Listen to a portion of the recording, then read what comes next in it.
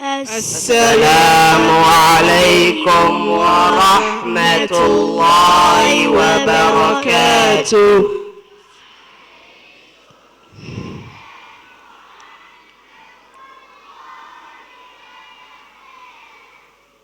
بسم الله الرحمن الرحيم.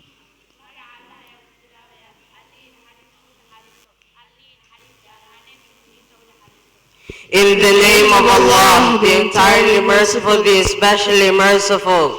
القارعة. tii wax kabinaysay. The striking disaster. ما القارعة. maxay tahay tii wax kabinaysay. What is the striking disaster? وما أدراك ما القارعة. maxaa ka taqaanaa tii wax kabinaysay. And what will make you realize what the striking disaster is? يوم يكون الناس كالفراش المبثوث. waa maalin dadku ay ahaan doonaan sida baalalayda. It is the day when people will be like scattered moths. وتكون الجبال كالعهن المنفوش. buuraan ay ahaan doonaan suuf la fardiyey. And the mountains will be like carded wool.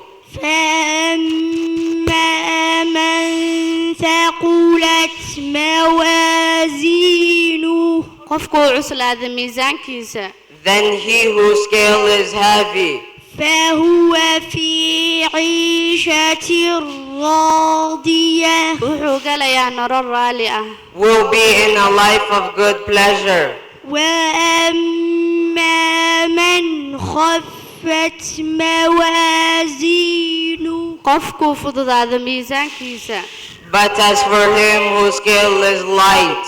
فأمه هاوية. wuxuu galayaa haabiya. His home will be a pit. وما أدراك ما هي. maxaa ka taqaanaa haawiya. And what will make you realize what it is? نار حامية. waa naartii alla oo kulul. A fiercely blazing fire.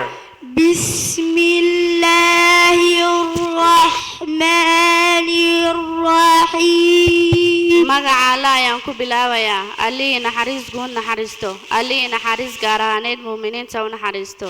In the name of Allah, the entirely merciful, the especially merciful.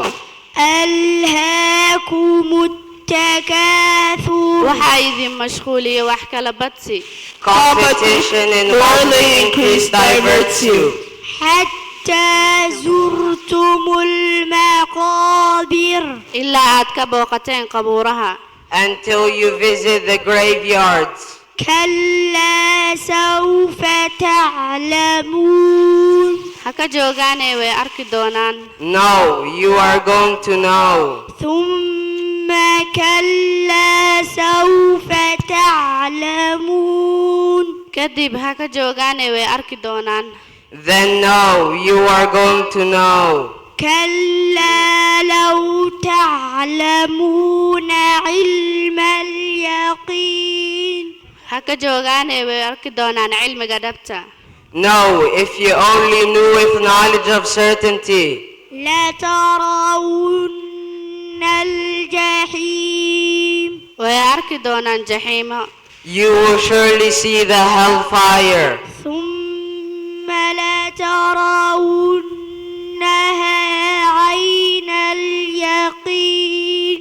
kadib ha ka arki doonaan cilmiga dhabta. Then you will surely see it with the eye of certainty.